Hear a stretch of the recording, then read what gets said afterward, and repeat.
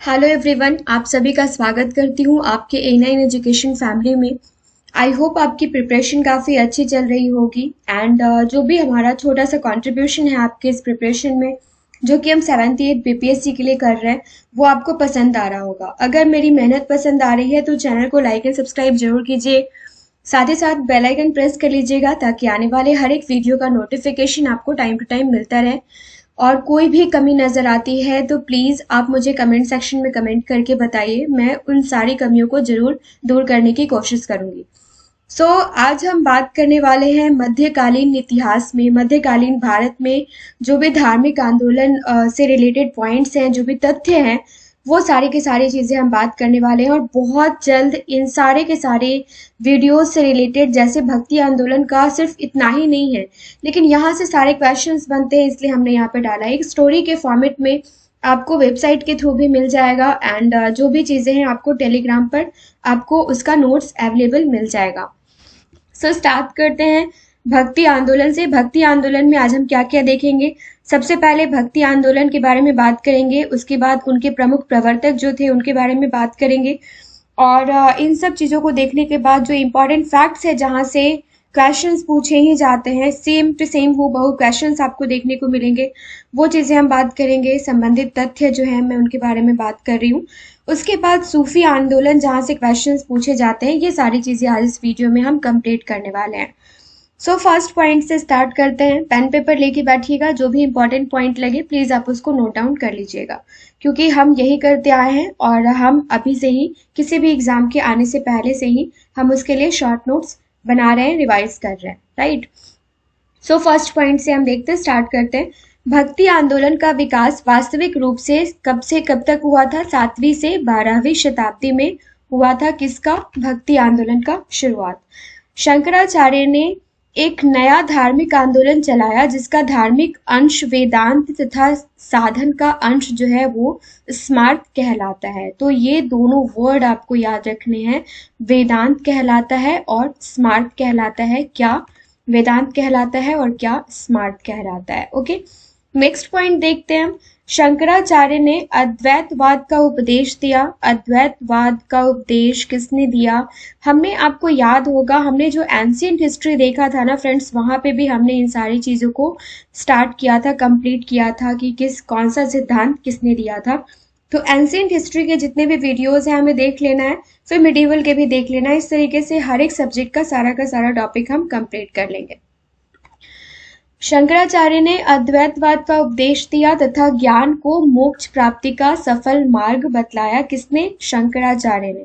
शंकराचार्य के अनुसार जीव ब्रह्म है, संसार मिथ्या है तथा यथार्थ ज्ञान को प्राप्त कर लेना ही मोक्ष है।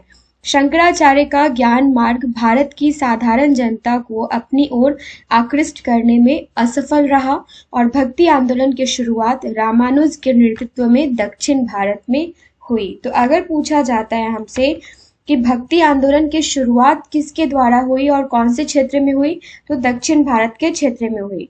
भक्ति आंदोलन की लहर दक्षिण से उत्तर में लाने का श्रेय किसको जाता है? तो ये जाता है रामानंद को। भक्ति आंदोलन के प्रमुख प्रवर्तक अब हम देख लेते हैं। सबसे पहले बात करते हैं विष्णु स्वामी की। ये दक्षिण भारत के पूर्व के भक्ति प्रवर्तकों में प्रमुख थे और अभी तक उनका काल निर्दिष्ट नहीं किया गया है कि इनका काल जो है भक्ति आंदोलन को फैलाने का क्या था। उन्होंने शुद्धाद्वैतवाद का सिद्धांत दिया था, इसका प्रतिपादन किया था। और रामानुज की बात करें तो 1017 ईस्वी से लेके 1137 ईस्वी तक रामानुज दक्षिण भारत में वैष्णव धर्म के महान प्रचारक थे। उन्होंने शंकराचार्य के अद्वैतवाद का खंडन किया तथा एक नए सिद्धांत विशिष्टाद्वैत का प्रतिपादन किया। किसने? रामानुज ने। एक पॉइंट यहाँ पे और नोट कर लीजिएगा रामानुजाचार्य के बारे में। रामानुज जो थे वो सगुण, जिसको साकार बोला जाता है, सगुण ब्रह्म के उपासक थे। और निम्बार्क के बारे में बात करते हैं। निम्बार्क के बारे में बात करते हैं, कहीं कहीं आपको निम्बकाचार्य भी आपको देखने को मिलेगा। मद्रास के निकट निम्बार्क का जन्म हुआ और उन्होंने कृष्ण भक्ति को मोक्ष मार्ग बतलाया। किसने? माधवाचार्य ने।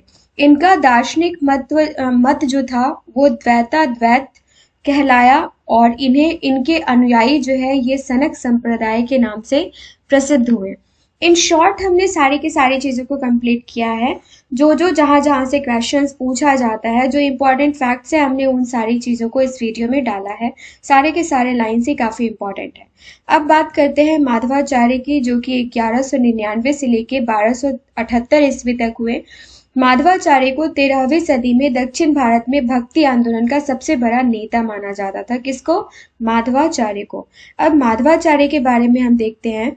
उन्होंने द्वैतवाद का प्रतिपादन किया। उनका मत था मोक्ष के तीनों मार्ग कर्म, ज्ञान और भक्ति अपने आप में पूर्ण ना होकर एक दूसरे के पूरक है। तो किसका क्या मत था उनको आपको लिख लेना है। रामानंद, वे रामानुज के मतावलंबी राघवानंद के शिष्य थे और उनके विचार अधिक व्यापक एवं क्रांतिकारी थे। किसके? रामानंद के। उन्होंने सभी जातियों, धर्मों एवं यहाँ तक कि मुसलमानों को भी अपना शिष्य बनाया।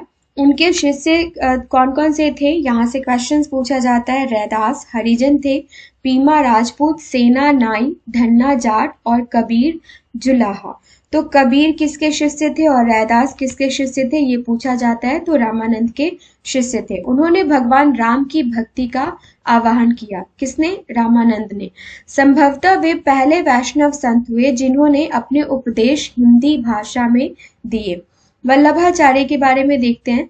वे कृष्ण के उपासक थे एवं उन्होंने कृष्ण की भक्ति पर जोर दिया। वल्लभाचार्य का भक्तिवाद पुष्टि मार्ग के नाम से एवं दार्शनिक मत शुद्ध अद्वैत के नाम से प्रसिद्ध हुआ। और कबीर जो है वो रामानंद के सभी शिष्यों में कबीर का सबसे महत्वपूर्ण स्थान है, सबसे सर्वाधिक स्थान है, जिनका जन्म 15वीं सदी में हुआ था और वह हिंदू की संतान थे एवं उनका पालन पोषण वाराणसी के मुस्लिम जुलाहे के परिवार में हुआ था। कबीर ने हिंदू एवं मुस्लिम दोनों ही धर्मों को मूल तत्वों को समझा और धर्मों के मूल तत्वों को समझा एवं हिंदू मुस्लिम एकता का आह्वान किया।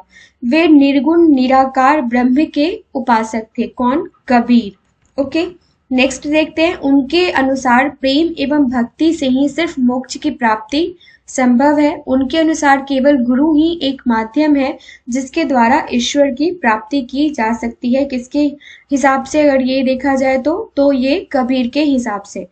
चैतन्य महाप्रभु की बात करते हैं। 1486 ईस्वी से 1533 ईस्वी तक इन्होंने धर्म का प्रचार किया। बंगाल में भक्ति आंदोलन के प्रवर्तक के रूप में किसको माना जाता है? तो ये माना जाता है चैतन्य महाप्रभु को। चैतन्य के जीवन की घटनाओं का विवरण कहाँ मिलता है? तो ये चैतन्य चंद्र दय जो कवि कर्णपुर, श्री चैतन्य कवि कर्णपुर ने लिखा और श्री चैतन्य मति अमृत कृष्ण गोस्वामी तथा श्री चैतन्य भागवत वृंदावन दास जैसे ग्रंथों में जीवन है, इनकी जो जीवनी है, जो इनके बारे में चर्चित पुस्तक है, वो ये सारी चीजें हैं। उन्होंने 25 वर्ष की आयु में संन्यास धारण कर लिया। किसने? चैतन्य महाप्रभु ने।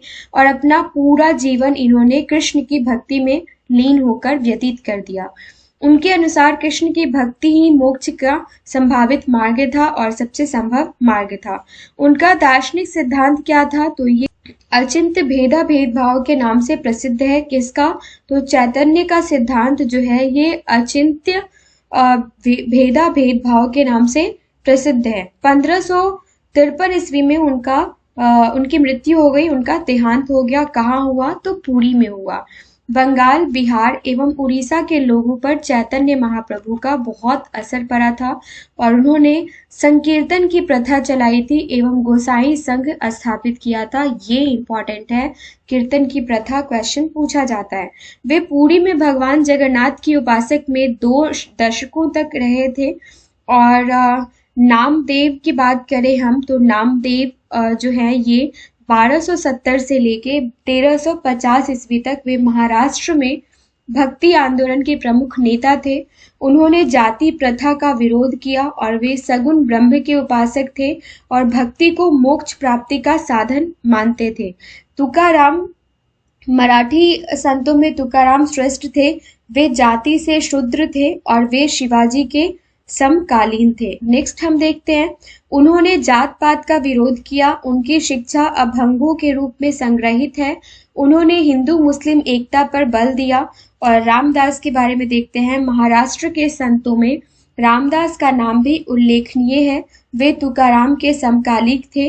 वे शिवाजी के गुरु थे और उन्हीं के उपदेशों से प्रेरित होकर शिवाजी ने स्वराष्ट्र की स्थापना की थी। किससे प्रेरित होकर? रामदास से प्रेरित होकर।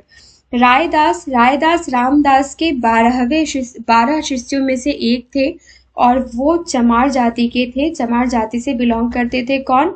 रायदास। वे जात पात के विरोधी एवं निर्गुण ब्रह्म के उपासक थे और उनका संप्रदाय जो है वो रायदासी के नाम से विख्यात हुआ। फिर बात करते हैं ज्ञानेश्वर के बारे में। ज्ञानेश्वर 1275 से लेके 1296 ईस्वी तक ये कहाँ पर इन्होंने धर्म का प्रचार प्रसार किया? तो महाराष्ट्र के जनजीवन पर संत ज्ञानेश्वर का बहुत ज्यादा खासा प्रभाव पड़ा और इन्होंने मराठी भाषा में अपने उपदेश दिए और ब्राह्मणों के कठोर विरोधी थे। कौन? तो ये थे ज्ञानेश्वर। उन्होंने भी भक्ति को मोक्ष प्राप्ति का साधन माना था। तो हमने इन सारे के बारे में देखा। और दादू दयाल, जहां से क्वेश्चंस बनता है, ये भक्ति आंदोलन के सारे नेताओं में दादू दयाल का विशेष महत्व है। मोस्ट इम्पॉर्टेंट पर्सनालिटी है ये। दादू का जन्म गुजरात में हुआ था, लेकिन इन्होंने अपना जीवन अधिकांशतः राजस्थान में व्यतीत किया। वे जाति प्रथा, छुआछूत आदि के विरोधी थे और इनके द्वारा जो भी चलाया गया संप्रदाय था वो दादूपंथी कहलाया। और इनके जो शिष्य थे इसमें गरीबदास एवं माधोदास जो है ये मोस्टली जाने जाते हैं, मोस्टली रूप से इम्पोर्टेंट है। गुरु नानक के बारे में जानते हैं। 1469 से लेके 1539 तक कबीर के समकालीन महान गुरु नानक ने सिख धर्म की स्थापना की, जैसा कि हम सब जानते हैं। और अगर इनका जन्म पूछा जाए तो पंजाब के तलवंडी नामक स्थान में हुआ था, जब ये विभाजित नहीं हुआ था इंडिया पाकिस्तान, तब की मैं बात कर रही हूँ। ओके। फिर उन्होंने धर्म के बाह्य आडंबरों का विरोध किया तथा एकेश्वरवाद एवं भक्ति का प्रचार किया।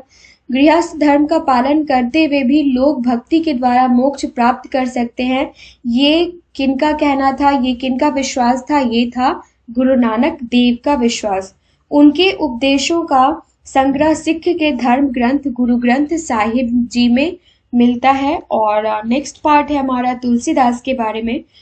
1554 ईस्वी में उत्तर प्रदेश के बांदा जिले में राजापुर गांव में तुलसीदास का जन्म हुआ था और उन्होंने रामचरितमानस की रचना की तथा राम भक्ति का उपदेश किसने दिया? तुलसीदास ने दिया। भक्ति आंदोलन से कुछ ऐसे इंपॉर्टेंट लाइंस है जहां से हूबहू क्वेश्चंस देखे गए हैं। बस समझिए कि हमने कॉपी पेस्ट कर लिया है उन सारे लाइंस को, हम यहाँ पर बात कर रहे हैं। मीराबाई ने अपनी भक्ति में किस भाषा का प्रयोग किया था? तो ये किया था किस भाषा का प्रयोग? ब्रज भाषा का प्रयोग। महाराष्ट्र के वैष्णव संत किस भगवान के भक्त थे? तो ये भगवान विठोबा के भक्त थे।